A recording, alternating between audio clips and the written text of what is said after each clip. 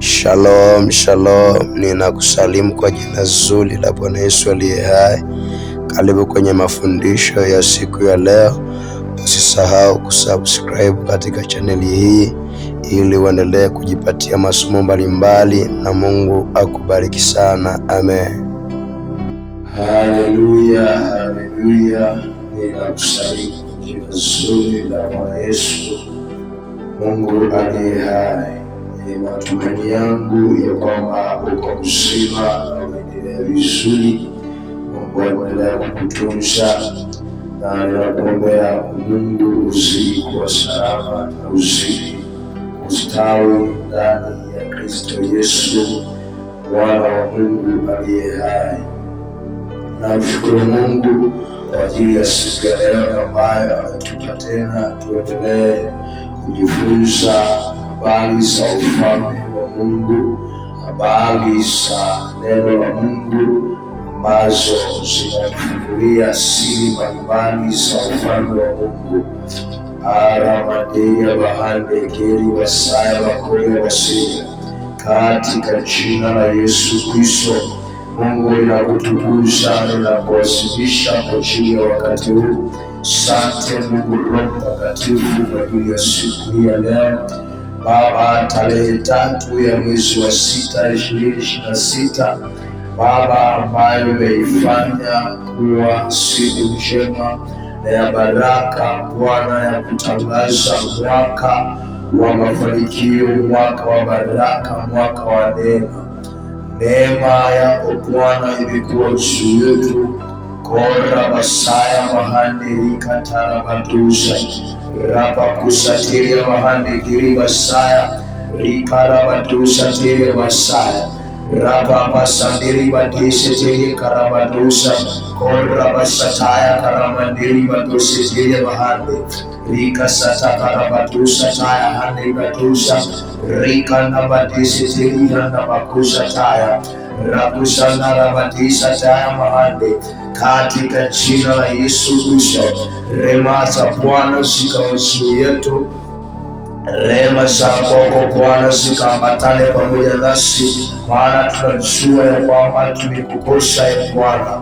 Rapakusataya mahanderi katarabatosa riko mandiri batisa taya hana kashatarabatosa, katika jina la Yesu Kristo.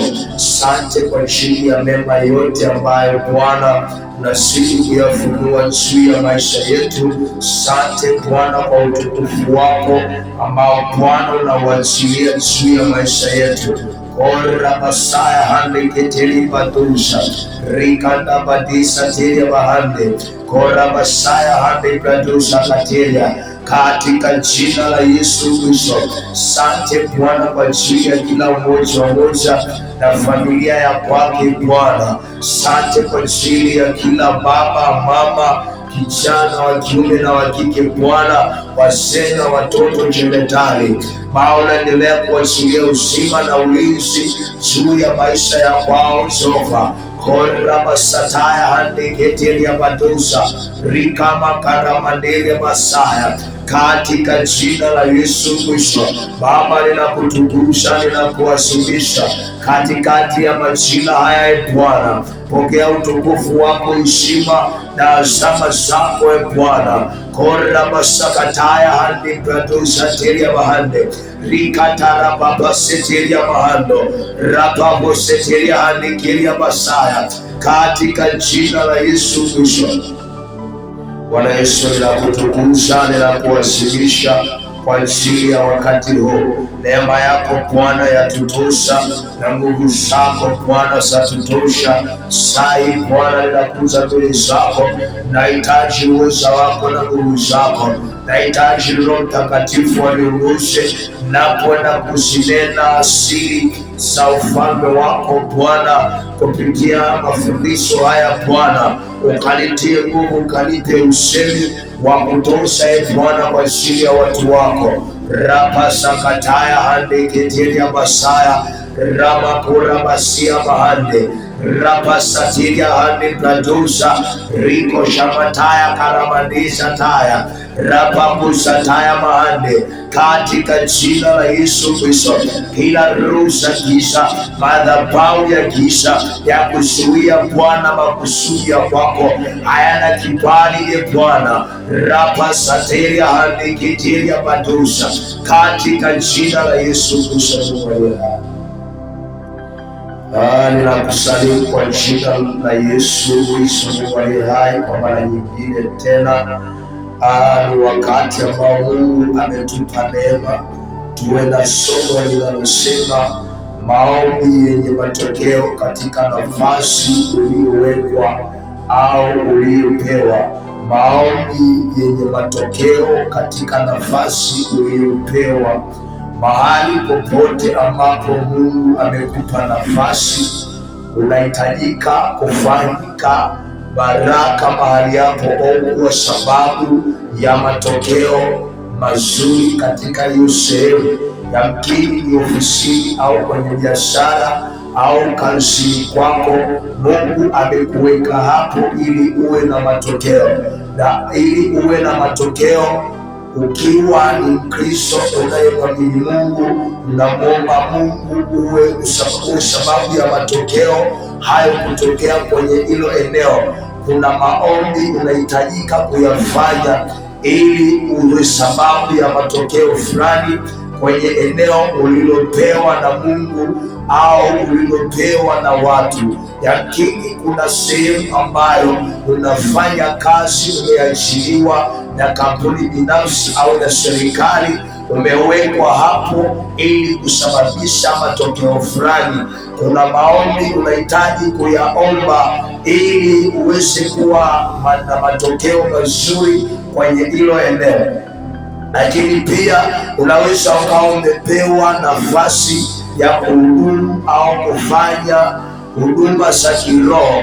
Mungu amekuweka hapo ili uwe sababu ya matokeo kwenye maisha ya watu fulani. Ili uwe na matokeo unahitaji consistency ya maombi yasiyo ya kawaida, ili matokeo yatokee kama Mungu alivyokusudia. Watu wengi wamekosa matokeo sehemu walipo kwa sababu kuna vitu ambavyo wamemisi kwenye maisha yao ya maombi, wamemisi kwenye maisha yao ya kiroho, pia wamemisi kwenye eneo lao walilopo. Lakini unaweza ukawa unafanya jambo fulani na Mungu amekupa hilo jambo ulitekeleze. Kama Mungu amekupa hilo jambo ulifanye. Hakikisha unaomba, uhakikishe matokeo yametokea ambayo Mungu alikusudia uwasababishe kwenye hilo eneo ulilopo. Lakini pia tukiangalia maombi ambayo tunahitaji ni maombi ambayo ni ya mwendelezo. Ili uwe na matokeo kwenye hilo eneo, hakikisha unakuwa na maombi ya mwendelezo, kuombea hiyo sehemu ambayo umepewa, kuombea hilo eneo ambalo umepewa, kuombea hiyo kazi ambayo umepewa. Uwe na mwendelezo wa maombi. Lakini kama utakuwa ni mtu wa kuomba na kuishia njiani, utakuwa ni mtu wa kuomba na kukomea siku hiyo hiyo, hauna mwendelezo wa maombi, hautaweza kuwa na matokeo mazuri kwenye hilo eneo ulilopo. Kama ni Mungu amekupa hapo, hakikisha unasimama kumwomba Mungu akusaidie ili uweze kuwa na matokeo ambayo Mungu amekusudia katika hiyo nafasi uliyopo. Watu wengi wamekosa matokeo mazuri kwa sababu Mungu alipowapa nafasi hiyo wakamsahau Mungu, wakaacha kuomba. Wakati wanatafuta hiyo kazi, walikuwa wanaomba kwa bidii, walikuwa wanafunga, walikuwa wanatoa sadaka. Lakini walipopata hiyo nafasi, walipopata hiyo kazi, hawajaendelea kuomba tena, hawajaendelea kusimama katika maombi tena. Badala yake wamerudi nyuma na kuacha makusudi ya Bwana. Kwa hiyo pale ambapo umewekwa, hakikisha unamwomba Mungu uwe na matokeo. Tena maombi yako yasiwe maombi ya leo alafu tena unanyamaza mpaka baada ya muda fulani.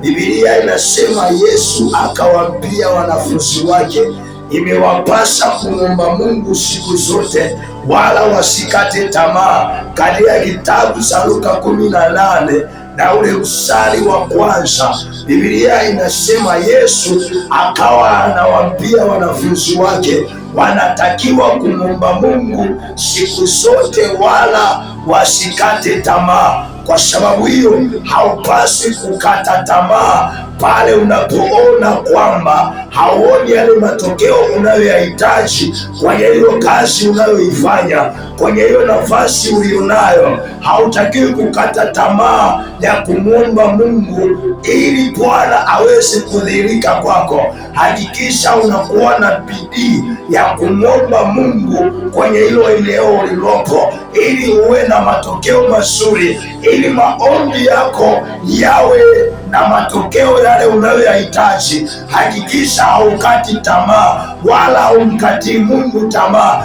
Watu wengi wameomba hawajaona matokeo, wamekata tamaa, wamerudi nyuma, wakaona haifai tena kuendelea. Nataka nikwambie ya kwamba matokeo yoyote yanahitaji bidii ya kwako, yanahitaji consistency ya kwako, ili matokeo yatokee kwenye kila kitu ambacho unamwomba Mungu akusaidie. Hakikisha haukati tamaa. Watu wanaokata tamaa hawana matokeo kwa sababu mioyo yao imeinama, mioyo yao haiendelei, haifungamani na Mungu sawasawa. Kwa sababu hiyo unahitajika kuwa na consistency ya hali ya juu mpaka uyaone matokeo juu ya kile unachokiomba. Yesu asifiwe! Yesu asifiwe! Tunapozungumza kwa habari ya maombi, maombi ni mawasiliano kati ya mwanadamu na Mungu, na si mwanadamu tu, yule anayemwamini Mungu. Wewe unayemwamini Mungu, connection inayokufanya ukutane na Mungu ni maombi. Pale unapoomba inakuwa rahisi kuwa connected na Mungu, kuwa connected na Roho Mtakatifu, kuwa connected na mbingu. Kwa hiyo maombi pekee ni jambo la kwanza ambalo litakufanya uwe karibu na Mungu, uwe connected na Mungu. Kwa hiyo chombo pekee ambacho tunaweza tukawasiliana na Mungu kwa urahisi ni maombi. Kwa hiyo maombi ni muunganiko au ni mawasiliano kati ya mwamini na Mungu ambaye huyu mtu anamwamini.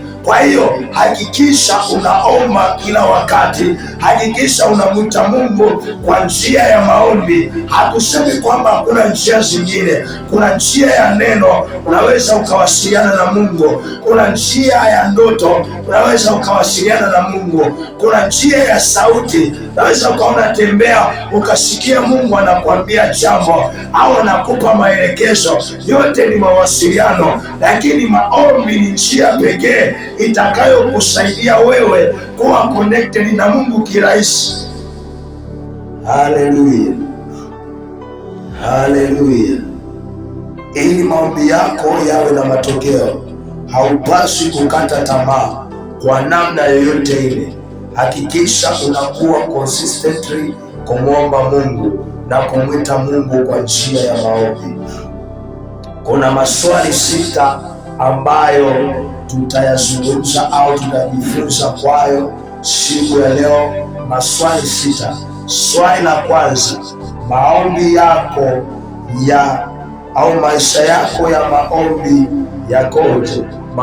Maisha yako ya maombi yakoje? Maisha yako ya maombi yakoje?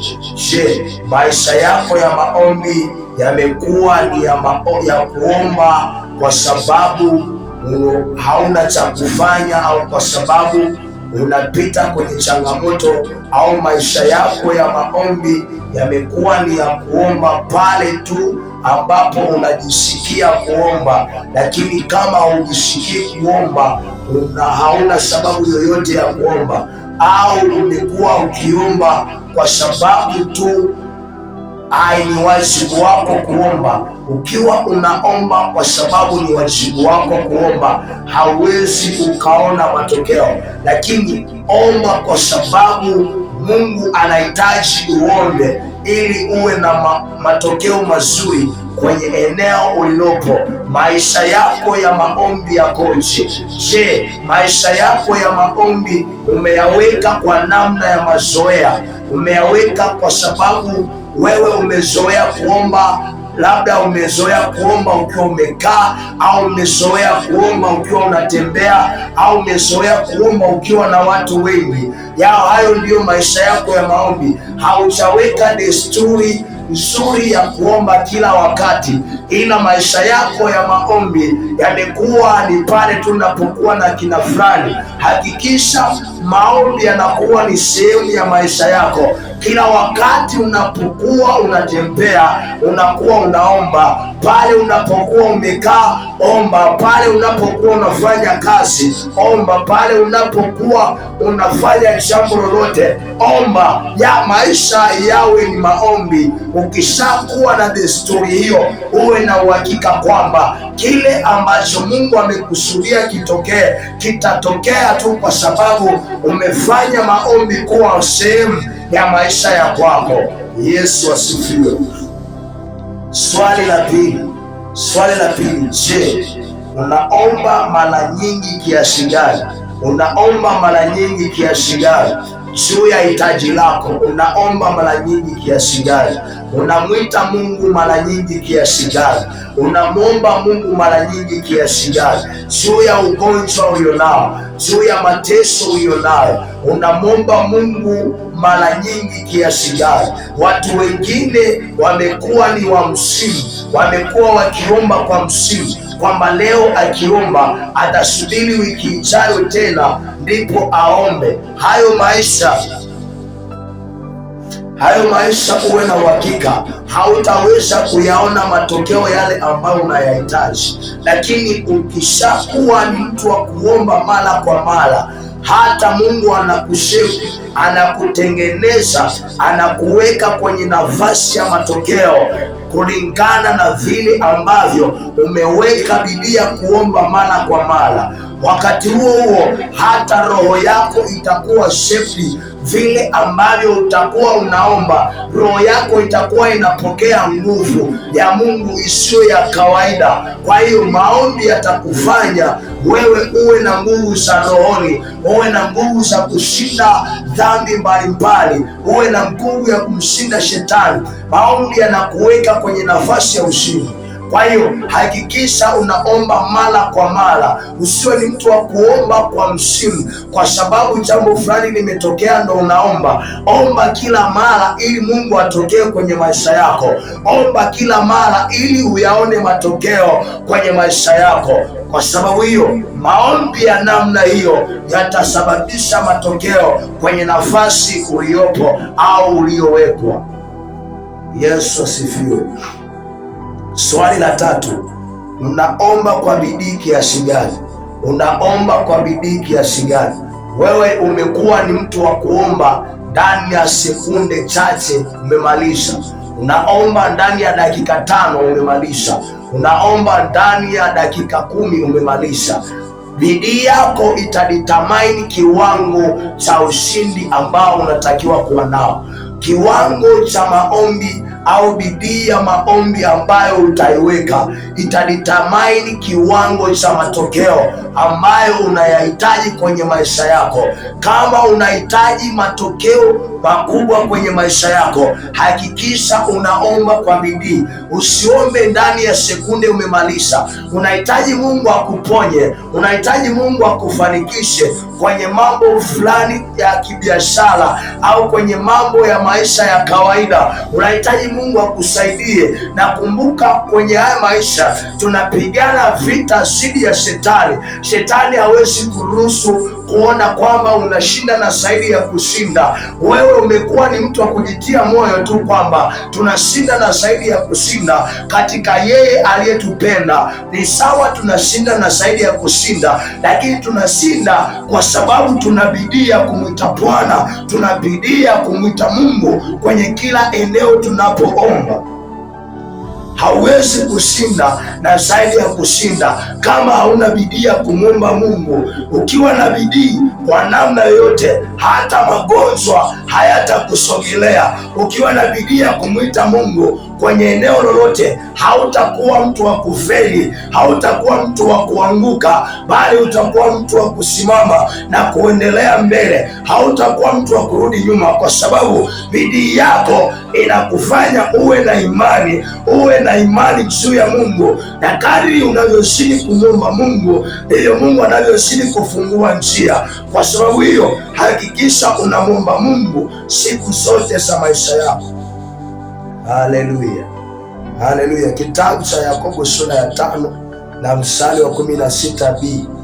Yakobo sura ya 5 na mstari ule wa 16b anasema, na kule kuomba kwake mwenye haki kwafaa sana, akiomba kwa bidii. Kuomba kwako wewe mwenye haki kwafaa sana ukiomba kwa bidii. Kila mtu ana haki ya kujibiwa maombi na Mungu. Kila mtu ana haki ya kupewa haja yake na Mungu, lakini kiwango cha bidii yako ndicho kitakachoruhusu Mungu aachilie matokeo ya kile unachokiomba juu ya maisha yako. Kama hautakuwa na bidii, wewe hautastahili kupewa sawa na vile ulivyoomba. Utapewa kulingana na uvivu wako, utapewa majibu yako kulingana na bidii yako. Kwa hiyo kama wewe unaweza kuomba ndani ya masaa 24, wewe ni mtu wa kuomba kila saa. Wewe unaweza kuomba ndani ya masaa 2, wewe na uhakika matokeo yako yatalingana na bidii ulionayo,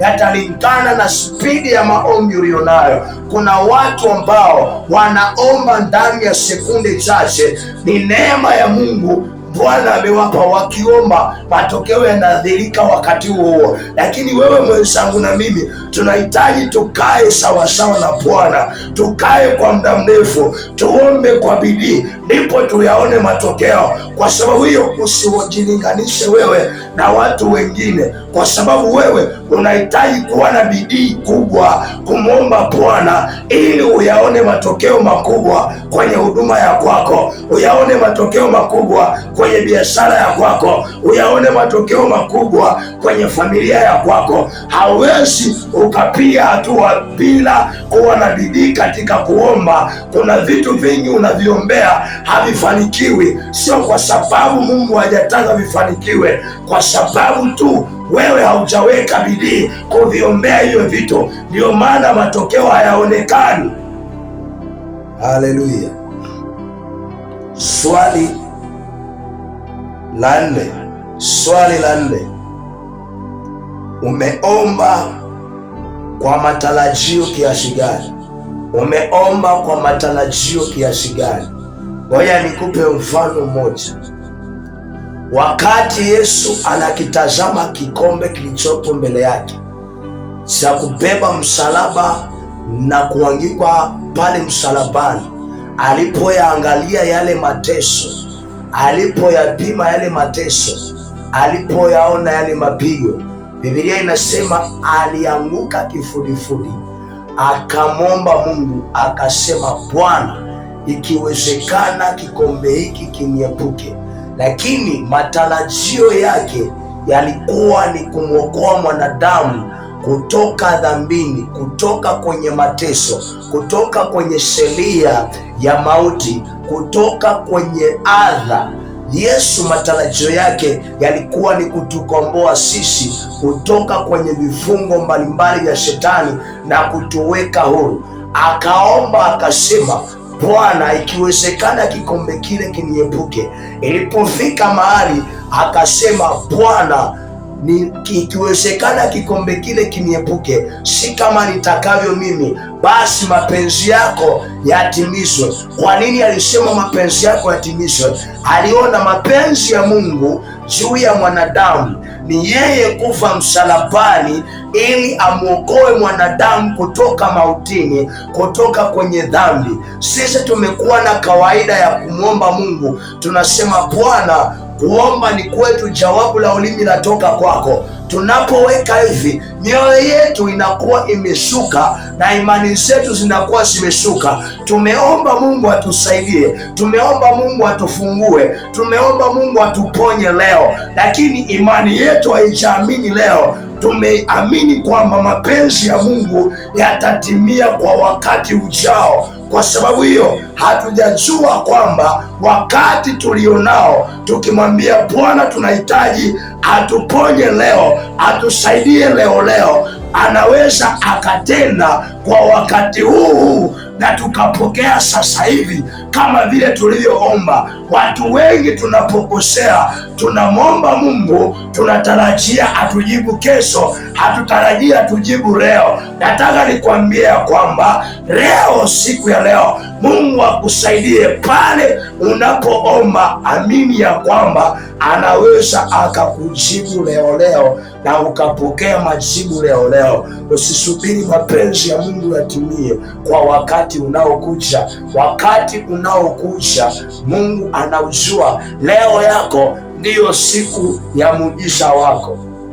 Kumbuka Biblia inasema saa imekwisha kufika, nayo ndiyo hii: Baba, mtukuze mwanao, naye mwana wako akutukuze wewe. Kasome kitabu cha Yohana sura ya 24, utayakuta hayo maandiko. Saa imekwisha kufika, nayo ndiyo hii. Maana yake wakati huu uliopo ukimwomba Mungu Baba atukuzwe juu yako, nawe umtukuze yeye. Maana yake akikutukuza, ana wewe umtukuze wewe. Baba akutukuze wewe, nawe umtukuze yeye. Saa imekwisha kufika, ndio hii. Hajasema kesho, hajasema kesho kutwa, amesema nayo ndio hii. Maana yake mna huu unaonisikiliza, ukimwomba Mungu jambo lolote, Mungu anatenda wakati huu kulingana na imani yako, kulingana na bidii yako, kulingana na spidi ya maombi yako. Mungu atusaidie sana. Swali la 5. Je, unaomba kila siku au unaomba kwa dharura? Unaomba kila siku au unaomba kwa dharura tu? Yamkini unaomba kwa sababu kuna jambo limetokea. Yamkini unaomba kwa sababu unapita kwenye changamoto. Yamkini unaomba Mungu kwa pale tu unapoona mambo yamekuwa magumu. Hatupaswi kumwomba Mungu kwa sababu kuna dharura. Hatupaswi kumwomba Mungu kwa sababu tunapita kwenye changamoto. Hatupaswi kumwomba Mungu kwa sababu tumekosa chakula. Hatupaswi kumwomba Mungu kwa sababu hatuna kazi ya kufanya. Sikiliza, tunapaswa kumwomba Mungu siku zote, wala tusikate tamaa, wala tusijidharau, wala tusiangalie nyakati na majira tulionayo. Tunapaswa kumwomba Mungu kila wakati, kila sana, kila majira. Kila mahali unapotembea, hakikisha unamwomba Mungu. Kila jambo unalolifanya, mwombe Mungu juu ya hilo jambo. Unafanya biashara, kabla hujauza, kabla hujafanya chochote, ombea hiyo biashara yako. Kabla hujaingia mahali popote, paombee mahali hapo, na Mungu akusaidie sana, na Mungu atajidhihirisha. Ukitaka matokeo ya maombi yako, hakikisha unaomba kila wakati. Usiombe kwa sababu kuna dharura, usiombe kwa sababu kuna shida. Swali la 6. Maombi yako huwa ni kwa ajili ya mahitaji au kuna wakati huwa unaomba kwa kumsifu Mungu? Je, maombi yako huwa ni kwa ajili ya mahitaji au kuna wakati huwa unamwomba Mungu kwa kumsifu tu? Sikiliza, kila wakati ukiwa ni mtu wa kupeleka hoja mbele za Mungu sio vibaya, lakini hakikisha una muda wa kumwomba Mungu bila mahitaji.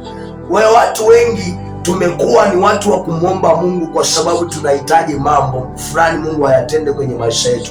Tunasahau kwamba Mungu anahitaji kusifiwa, Mungu anahitaji kutukuzwa, Mungu anahitaji kupewa sifa zake zote, wakati wa taabu, wakati wa furaha, wakati wa huzuni, wakati wowote ule anahitaji kupewa sifa zake na utukufu wake. Watu wengi wamekuwa wakimwomba Mungu kwa sababu wanahitaji Mungu atende jambo fulani kwenye maisha yao. Sikiliza, hayo maisha tunahitajika kuyaondoa, na hizo mentality tunahitajika kuziondoa kwenye maisha yetu, ili Bwana ajidhihirishe juu ya maisha yetu, ili Mungu aonekane kwenye maisha yetu. Tunahitaji kutengeneza platform nzuri itakayotusaidia kuwa karibu na Mungu, kumwita Mungu hata pale ambapo hatuhitaji jambo lolote. Hakikisha unamsifu Mungu. Pata muda, mwambie hata Mungu, wewe ni Mungu wa Elia, wewe ni Mungu usiyeshindwa, wewe ni Mungu usiyenyamaza,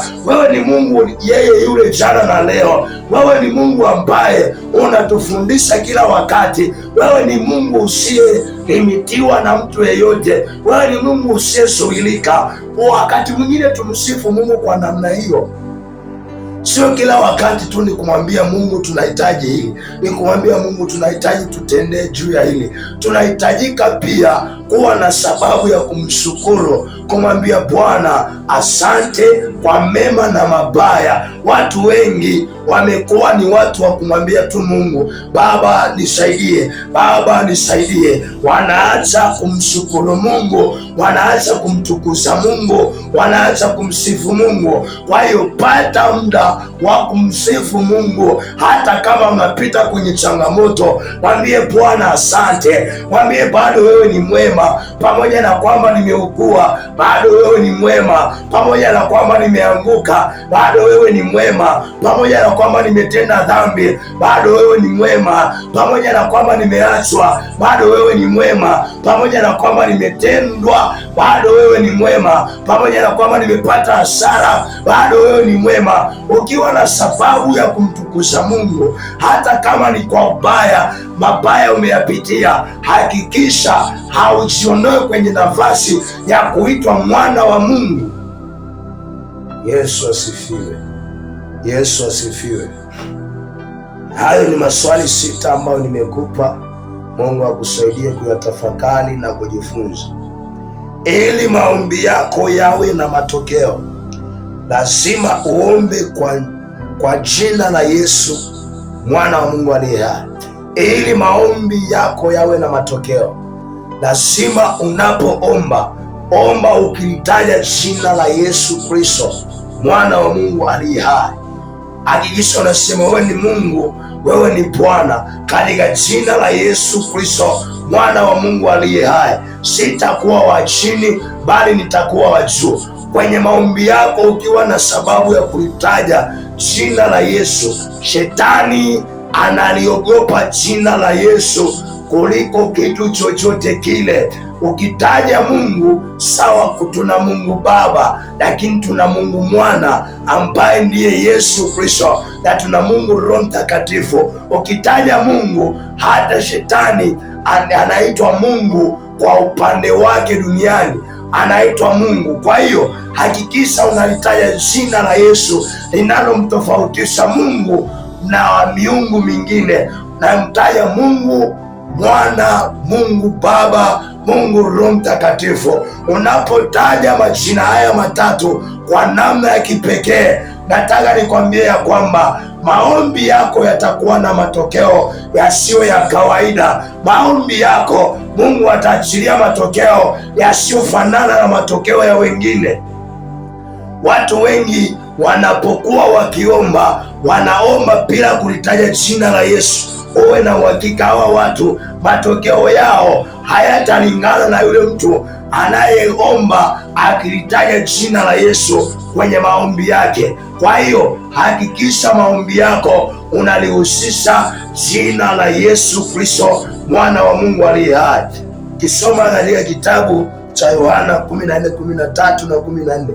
Yohana sura ya 14 mstari wa 13 hadi mstari wa 14 anasema, ombeni lolote kwa jina langu nami nitafanya, ili Baba atukuzwe ndani ya Mwana. Ombeni lolote nami nitafanya. Sikiliza nikwambie, ukiomba ukasema kwa jina la Yesu naomba kusaidika katika eneo fulani, ukamkemea shetani kwa jina la Yesu, shetani hatakusogelea, mapepo hayatakusogelea, kushindwa hakutakuwa sehemu ya maisha yako, wala hatua zozote za giza hazitakuwa sehemu ya maisha yako, kwa sababu umelitaja jina la Bwana, ukamwomba Bwana juu ya biashara yako, ukasema Bwana, ninakutaja kwenye biashara yangu. Yesu Kristo, ninakutaja kwenye kazi yangu. Hakika Bwana atafanya njia pasipo na njia, atafungua malango yasiyo ya kawaida, atafungua njia zisizo za kawaida. Rapakatarabateria bahande rika sataya bakora baseria karabadusa kataya rikandarabadusa kateria basaya.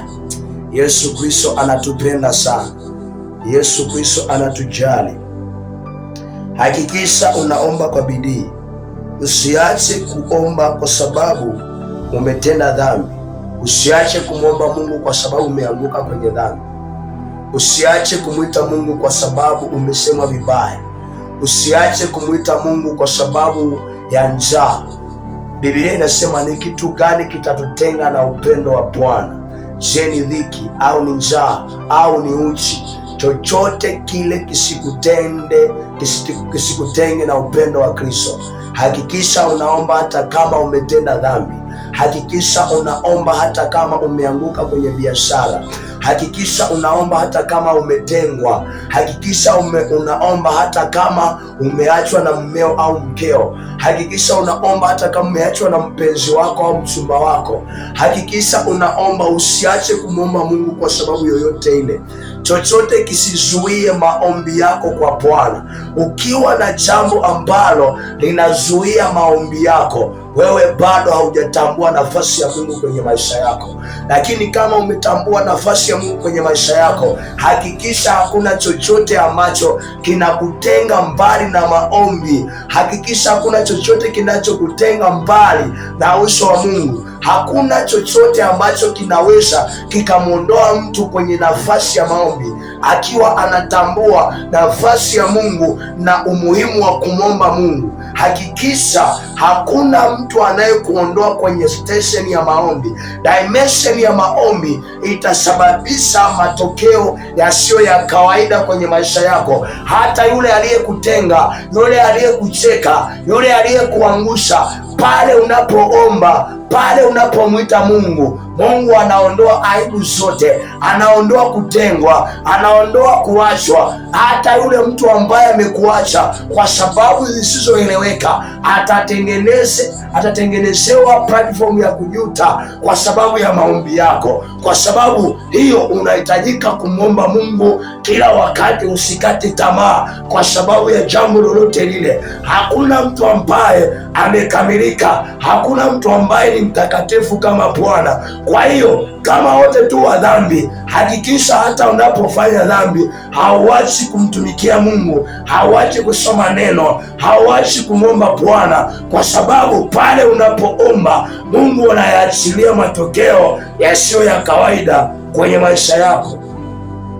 Korabasataya hande keteria bahani, katika jina la Yesu Kristo. Korabasakataya. Mathayo 7:7 anasema, ombeni nanyi mtapewa, tafuteni nanyi mtaona. Kwa hiyo omba, omba, omba, omba nawe utapewa. Tafuta nawe utapewa, utapata. Bisha nawe utafunguliwa. Hakikisha unamwomba Mungu. Hakikisha unamwita Mungu kila mahali na kila namna yoyote ile. Hakikisha unamwita Mungu. Maombi ni muunganiko kati ya matawi na mzabibu. Kwa hiyo mimi ni tawi, mimi na wewe ni matawi, na mzabibu ni Yesu Kristo. Kwa hiyo kuna muunganiko kati ya tawi na mzabibu. Ili maombi yako na maombi yangu yawe na matokeo, lazima tuwe ndani ya Kristo Yesu na Kristo awe ndani yetu, sawa na kitabu cha Yohana sura ile ya 15 kuanzia mstari wa 1 hadi ule wa 8. Biblia inasema, mimi ni mzabibu wa kweli na Baba yangu ni mkulima. Kwa hiyo kama Kristo alivyo ndani ya Baba yake ambaye ni mkulima, nasi tunahitajika kukaa ndani yake, naye akae ndani yetu. Wakiendelea kusoma kuanzia mstari wa 1 hadi wa 8, tunakuta maneno ya Yesu akiwa anazungumza, anasema ya kwamba mimi nikikaa ndani yenu nanyi mkikaa ndani yangu mtazaa sana, na yeye asiyekaa ndani yangu huyo hawezi kuzaa. Na Biblia inasema kama tawi lisivyoweza kuzaa likiwa ndani ya mzabibu, vivyo hivyo nasi hatuwezi kuzaa tusipokaa ndani ya Kristo. Kwa sababu hiyo tunahitajika kukaa ndani ya Kristo na Kristo akae ndani yetu, ili tuwe na matokeo ya kueleweka ndani ya maisha yetu. Baba yetu ni mkulima, nasi tu mizabibu ya kweli, na kama tu mizabibu, yeye akikaa ndani yetu atatufanya tuwe matawi, atatufanya tuwe na matawi ambayo hayo yatazaa, na yakizaa matokeo yataonekana katika ulimwengu wa roho na katika ulimwengu wa kawaida. Sisi tukiwa ni mzabibu, maana yake kuna watu ambao tunatakiwa kufanyika baraka kwao, tunatakiwa kuwatengenezea mazingira ya wao kuzaa. Kwa sababu hiyo tunahitajika kusimama pamoja na Kristo au kukaa ndani ya Kristo na Kristo kukaa ndani yetu, ili tuweze kuzaa sana. Tawi lisilozaa ulikata na kulitupa nje, ukanyagwa na watu. Wewe usipozaa, mimi nisipozaa, uwe na uhakika tunakatwa na kutupwa nje na kukanyagwa na watu. Kwa hiyo muunganiko wetu na Kristo Yesu ni muunganiko ambao unatufanya sisi tuzae zaidi, sisi tuwe na matokeo mazuri juu ya ufalme wa Mungu na kwenye maisha ya watu wengine. Kanuni ya kuzingatia kwenye maisha yako, kanuni ya kuzingatia kwenye maisha yako. Kuna kanuni nyingi za maombi. Pale unapoomba kuna kanuni nyingi za kuomba. Kanuni hii ninakupa moja ambayo Roho wa Bwana amenisukuma nikufundishe leo. Kanuni inasema, Mungu hachelewi wala hawai. Mungu huwa hachelewi wala hawai kuyajibu maombi yako. Kuna wakati utahitaji kumwomba Mungu akujibu leo, lakini Mungu akikuangalia anasema, huyu mtu nikimpa hili jambo leo hawezi kuendelea kunitumikia, atawadharau watu, atawanyanyasa watu. Kwa hiyo anaamua kukuacha uendelee kuomba mpaka pale utakapokamilika. Akishaona kwamba sasa unaweza ukastahimili hayo mafanikio, ndipo anapoachilia juu yako. Kwa hiyo kuna wakati unamwomba Mungu akupe gari, akupe kiwanja, akupe nyumba, akupe mke, lakini akikuangalia hivi anasema, hapana, huyu mtu nikimpa hiki kitu kwa wakati huu atateseka, anaweza hata akafa, anaweza hata akapoteza direction nikishampa hiki kitu. Kwa hiyo anaachilia ugumu ili uendelee kukomaa kwanza, uendelee kujitengeneza kwanza. Kwa hiyo ukiona umeomba Mungu hajajibu kwa wakati, jichunguze ni wapi penye udhaifu. Usiendelee kumlalamikia Mungu, mbona hujanijibu? Jichunguze wewe kwanza kwamba mbona Mungu hajanijibu, ninafeli wapi, au ni wapi sijakamilika, au ni wapi ambapo sijawa kamili. Ukishajichunguza ukajitengeneza, Mungu akishajiridhisha na ukamilifu wako, ndipo atakapokupa hitaji lako. Kuna watu Mungu hawezi kuwapa vitu wanavyovihitaji kwa sababu anaona akikupatia utaacha hata kumtumikia, utaanza kuwadharau ndugu zako, utawatenga ndugu zako, utawatenga marafiki zako, utaacha kuingia kanisani, hautamshukuru Mungu. Kwa hiyo anakuweka hapo upitie magumu, uendelee kuomba, uendelee kukaa pamoja naye mpaka siku utakapokamilika, ndipo atakapokupa hicho kitu unachokihitaji. Kwa hiyo hakikisha haukati tamaa. Danieli hakukata tamaa kumwomba Mungu, ndio maana alipoendelea kuomba ile siku ya 21 ndipo malaika akampelekea majibu. Sio kwamba Mungu alikuwa hataki kumjibu, Mungu alikuwa amemjibu, lakini kilitokea nini? Ilitokea vita kwenye ulimwengu wa roho. Kwa hiyo kinachopiga vita mahitaji yako uliyoomba au majibu ya maombi yako ni kile ambacho bado hakijakamilika ndani yako. Kile kiburi kilichopo ndani yako ndicho kimesimama angani, kinayapiga majibu yako yasikufikie wewe. Kwa hiyo hakikisha unamwomba Mungu siku zote, usikate tamaa. Hachelewi wala hawai. Hii ndio kanuni ya Mungu, hachelewi wala hawai. Wakati wa Mungu ndio wakati sahihi, majira ya Bwana ndio majira sahihi, nyakati za Bwana ndio nyakati sahihi. Ukiona umeomba leo haujajibiwa, usikate tamaa. Hakikisha Mungu anakuwa sehemu ya maisha yako, na Mungu akutangulie sana. Korabasata ya mahande keria badosa kataya, katika jina la Yesu Kristo. Baba, ninakushukuru kwa ajili ya somo hili la leo. Mungu, ninakutukuza, ninakuadhimisha kwa neema yako. Baba, pokea utukufu, pokea heshima zako na azama.